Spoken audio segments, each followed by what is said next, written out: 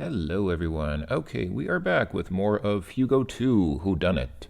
So, last time we had just checked out the kitchen. We got the garlic from those cabinets back there, and this door won't open. So, let's go outside and explore the amazing, exciting world out here. That's actually quite a nice. I like this style here. I like what they've done with dithering because even though the game I think this game only uses a 16 color palette, but still, the way that it uses those black dots to create a sort of a texturing effect on the side of the house here is actually quite it's quite an interesting effect. I wonder how much work went into that. Was this somehow digitized from a photograph, or did somebody do that by hand? Because you can see the bricks in the wall there, the way the bricks are kind of sort of fuzzily done with black outlines.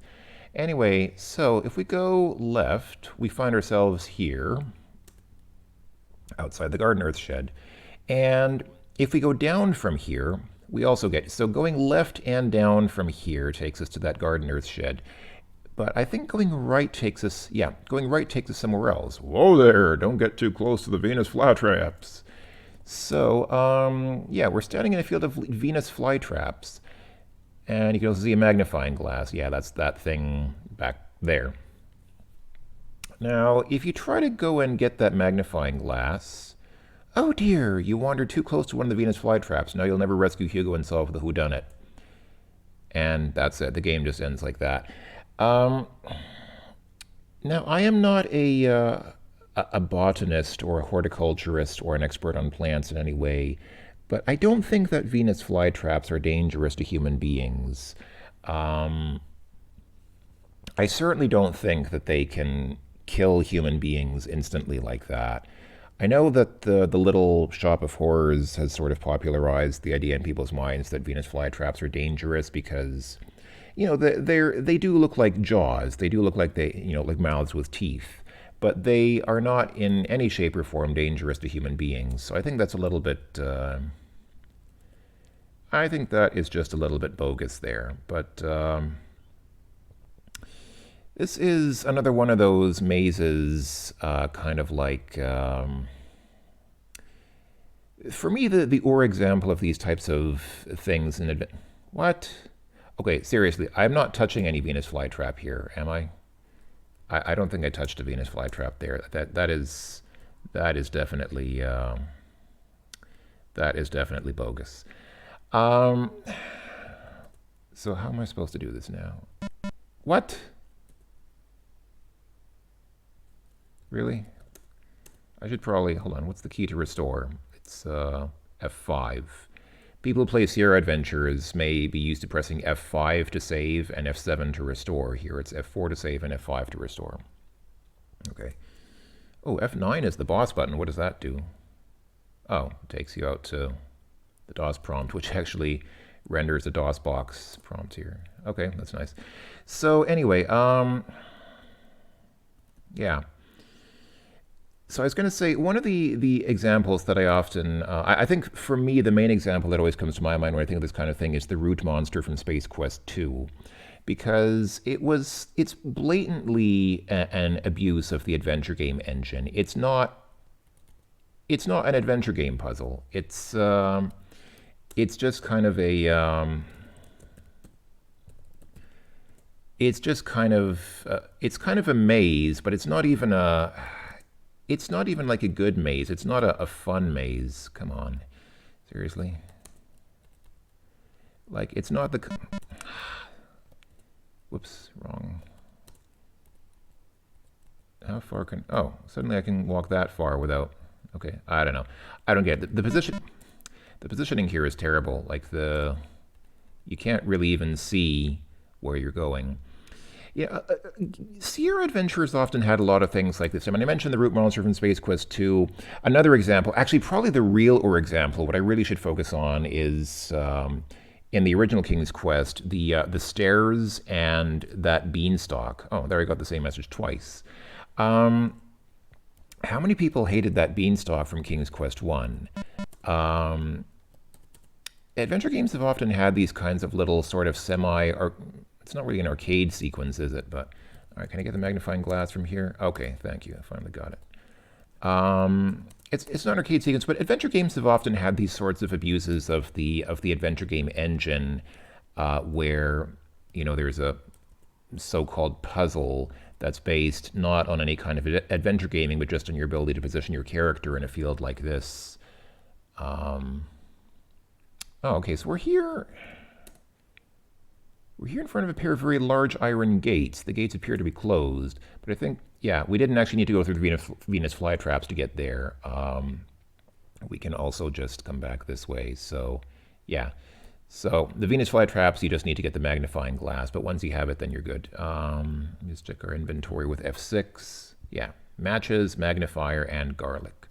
I should probably save again as got magnifying glass. Yeah, so these adventure games have always had that kind of thing, and a lot of people don't like them. I sometimes don't mind them. That one in particular, this one of the Venus flytraps in this game is quite annoying just because Penelope clearly dies when she is not touching any of the Venus flytraps. There's really not a good way to tell where she needs to go, but I don't necessarily mind sequences like that. I mean, how long do they take? You don't take... I mean, that took a few minutes. Even the beanstalk, as much as I dislike the beanstalk sequence in King's Quest 1, that also takes just a few minutes to climb. It's not like it's that huge of an ordeal. But people have different opinions on them. But anyway, this game really is like a Sierra adventure in many ways, including the ways that it does stuff like that. So let's go ahead and check inside this shed here, shall we? So there is a guy walking around. Oh, the gardener sees you. He appears to be holding a pair of pliers, which he quickly thrusts into his pants, as if to hide them.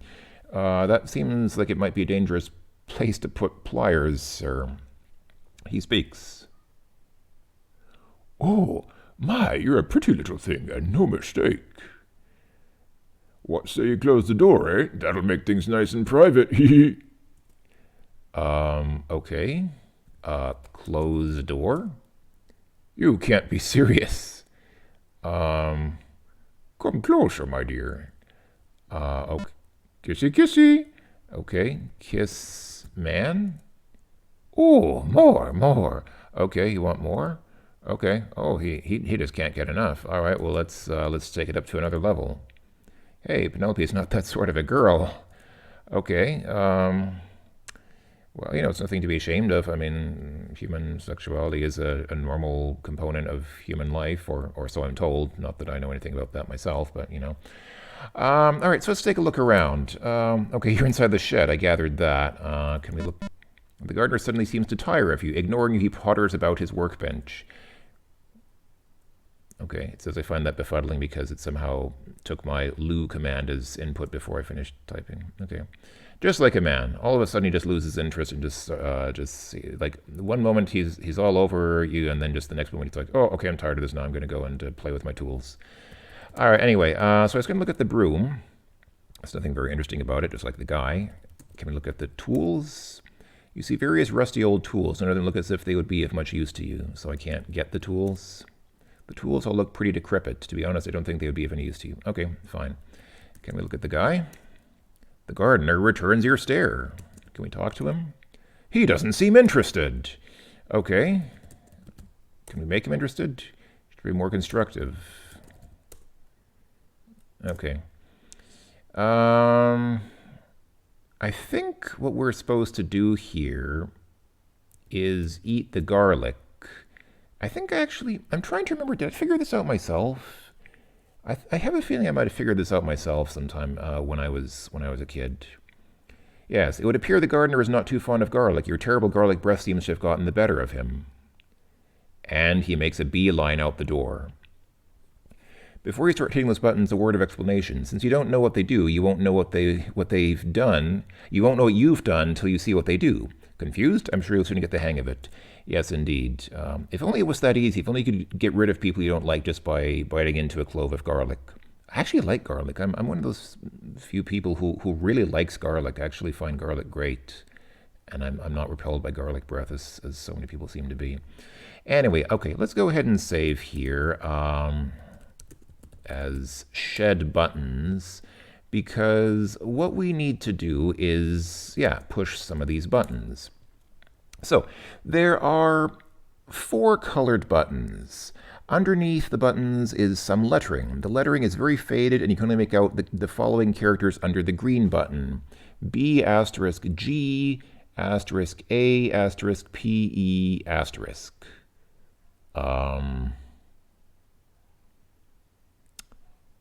Something rapper? Or something rape? Big ape. Yes, the green button is for the big ape. That's right. Okay, so let's start pushing some buttons here just to see what these do. So I'm going to go ahead and do this methodically and so we can see all the different things that the buttons do. So if we push the red button, for example, okay, that is very simple. That changes the... okay. All right, that's fine. But you can see the red button turns the lamp on and off here. So that's fine.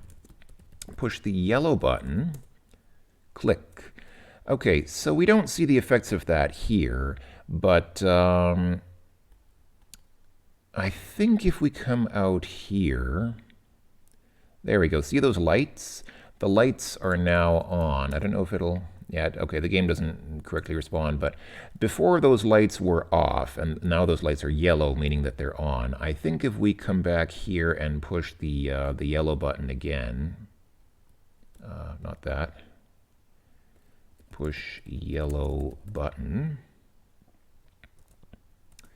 You're not close enough. Click.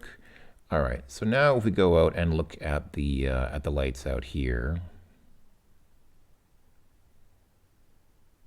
yeah, see now they're that kind of blue colors or kind of, I guess, turquoise. Yeah, I'd say it's kind of a turquoise color, so they're off. Okay, so the red button in the shed just controls the light inside the shed, which makes absolutely no difference to us because it's daytime outside anyway, so it doesn't change anything except those few pixels at the top of the screen. Similarly, the yellow button just turns the lights next to the gate on and off, which is fine if it's nighttime and you want to drive a car in there, but that's also not relevant to us. If we push the green button, click, okay, that also did something, but I still do not know what. Oh, you know what? I think the, yeah, the green button. Oh, that's right. The red button is for the big ape or the bag rape or whatever that, whatever those letters stood for. And if we push the blue button, you hear a faint rumbling noise in the distance, and we got 10 points for pushing that. So I think that that must have been... Yes, that opens the gate. Okay, so we can go inside here now after opening the gate, but before I do that, let's go ahead and finish off, because we still don't know what that other button did. You can't go down from here, by the way. So let's try and find out what that other button did. So, yeah, here's a nice little stream with a bridge over it. You're standing in a field by a stream. There's a little bridge across the stream. You can notice some wild catnip plants growing here and there.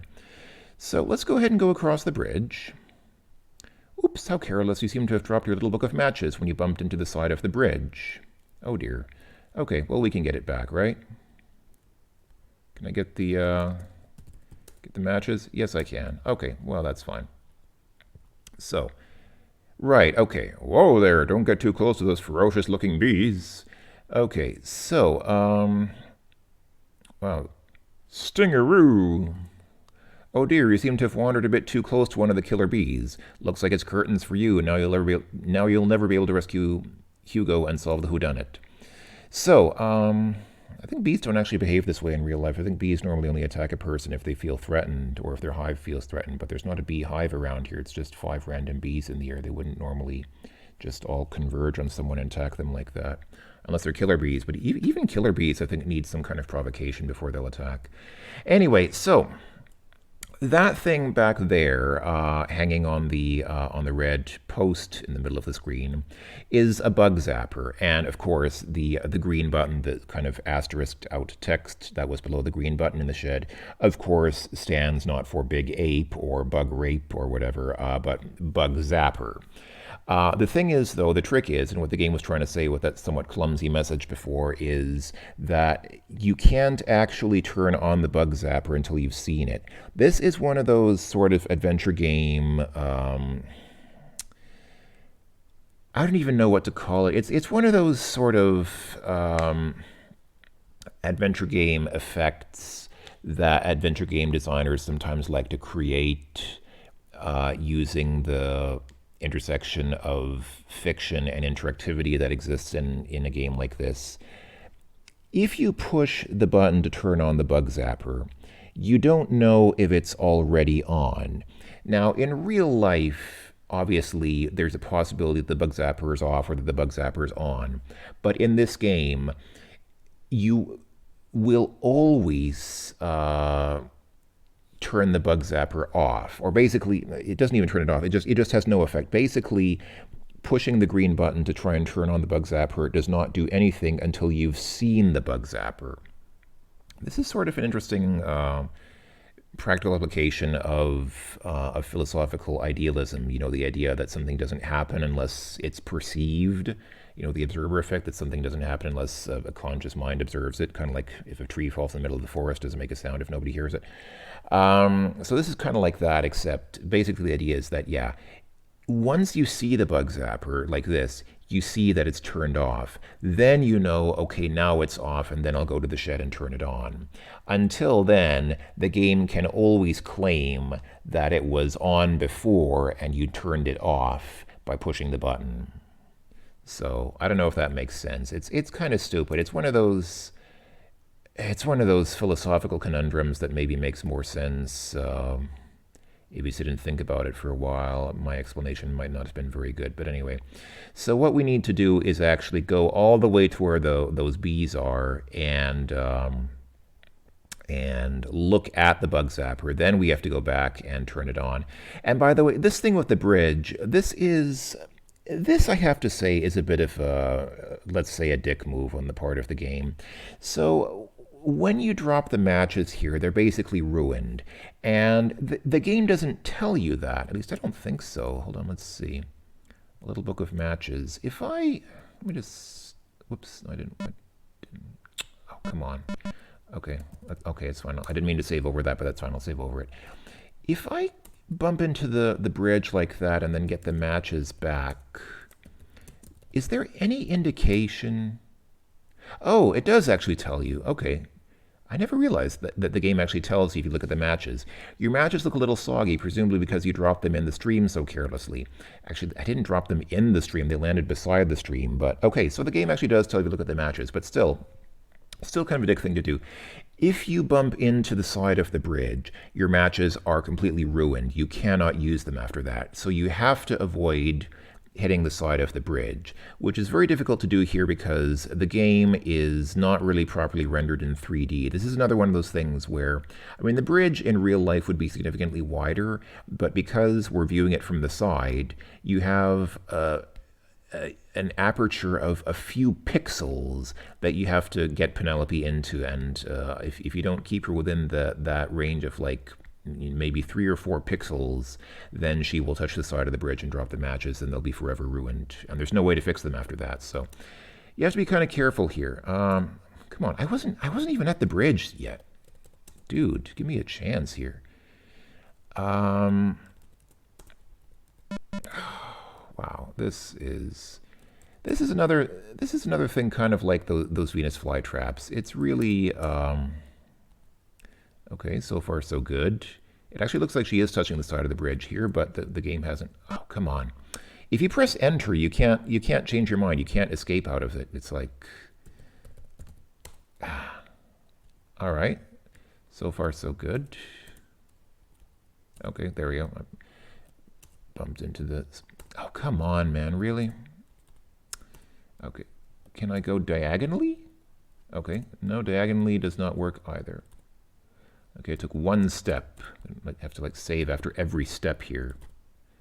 Another step. Okay, and I can't take one more step to the right. So can I go? Okay, diagonally doesn't work either. Can I go down? Okay, I took one step down. All right, there we go. What you can also do is you can actually drop the matches. I think if you just say drop the matches and then take a few steps further, you can actually you can walk across like half the bridge without dropping the matches. And like if you deliberately drop the matches by saying drop matches, then it works. Then it's okay, but you can't accidentally drop the matches by bumping into the side of the bridge. So anyway, let me just quickly look at the matches. Are the matches okay? They're okay. So what I'm going to do here is I'm going to deliberately drop the matches here on this side of the bridge because we'll need to come back here. So now what we can do is come here and yeah, we see that the bug zapper is off. So we'll come back this way. I'll leave the matches there and just pick them up again next time we are on that side of the bridge. And right, so we know that the bug zapper is off and we see that the gates are closed. I think also, I'm not sure if pushing that button will open the gates if we haven't seen the gates yet. It might also be that we can't get the gates open until you've actually seen them. Otherwise, the game will say, whoa, pushing the button will close the gates. Okay, so we push the green button, click, and that's interesting. It didn't say anything about a rumble. Oh, wait, no, the green button is the bug zapper. That's right. So with the green button, we've turned on the bug zapper. And then let's push the blue button. There we go. Now we hear the faint rumbling in the distance. Okay, so that's gotten the gates open and the bug zapper on. And you know what? It really doesn't matter, but let's save energy. Let's go ahead and conserve energy by pushing the red button to turn off the light in the shed, since there's nobody here in the shed now, and in any case, it's bright daylight outside, so if anybody does go inside the shed, they should be able to see without the light. So there we go. So the gate is open. We'll probably go there next time. There's just a hedge maze in there. That's another abuse of the adventure game engine, a maze like that. So we'll see that probably in the next video, because I think I'm going to end this video before long. Let's go ahead and get the matches. And let me just look at the matches one last time to make sure they're okay. Yeah, they're okay. Oh, and one thing we shouldn't forget. Notice that the game mentions using some wild catnip plants growing here and there. Let's get some catnip while we're in the area. Okay. All right, let's look at the catnip. Nothing very interesting about it. All right, fine. But we got catnip, so I'll go ahead and save and say got catnip. And now if we come out here, yeah, so it says don't get too close to those dangerous looking bees, but for some reason they're attracted to, well, I shouldn't say for some reason, they're attracted to the bug zapper because of the ultraviolet light. That's why those zappers use ultraviolet lights, because insects are attracted to them. And you know, I just realized I think I shouldn't be going this way. No, I should actually, I should go through that maze back there before I come this way, because this is kind of like, yeah. Okay, so actually I need to go back to where the gates were. Hold on. Let me go ahead and load this again. I'll drop the matches here, leave the matches here, and then next time, yeah, they should stay there. So I'll just go ahead and come back here. Okay. Okay, so I will go ahead and save here.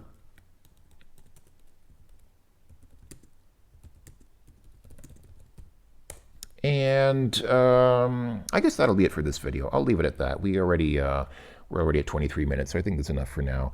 This game is by far the longest game in the Hugo series. It's still not very long. If you compare it to you know, any Sierra adventure, it's definitely not as long as any commercial Sierra adventure. It's I mean, this is a game that I'll probably finish in a few videos. I mean, less than 10 videos. So you know, it's not as long as most adventure games, but it's definitely way longer than any other Hugo game. I did the first Hugo game in one video. I mean, the video was almost an hour, I think, but it was, you know, still it's something you can easily do in one video. And if I ever play Hugo 3, which I probably will do at some point in the future, that also is a similar length. It's something that you should be able to finish in, I think, one video or two videos tops. So, yeah, Hugo 1 and 3 are not very long, but this game is definitely much longer than the other two.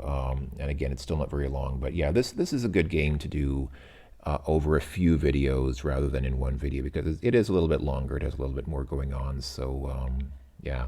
And this is by far my favorite of the Hugo series, not just because it's longer, but also because I like the setting. I think the setting is very nice. I like the graphics. I mean, I like the use of black here, like on that tree in the background there. The sort of detail effect that is created just by the combination of black and green. It's quite I mean, it's not exactly photorealistic, but with this relatively limited color palette and resolution that they're working with, I think it looks quite nice. So yeah, so this is by far my favorite of the Hugo games. I really like this game quite a lot, actually. I very much enjoy it, and I hope that you're enjoying coming along with me on this journey as we try to find out who done it, as we try to solve the murder of Hugo's uncle Horace, or whatever his name was. So, anyway, that's it for now. Thanks for watching, everyone. I will see you next time with more exciting adventures with Penelope in and on and around the mansion grounds here in our now deceased Uncle Horace's mansion complex. So, I will see you then, folks. Until then, take care, everyone, and bye bye for now.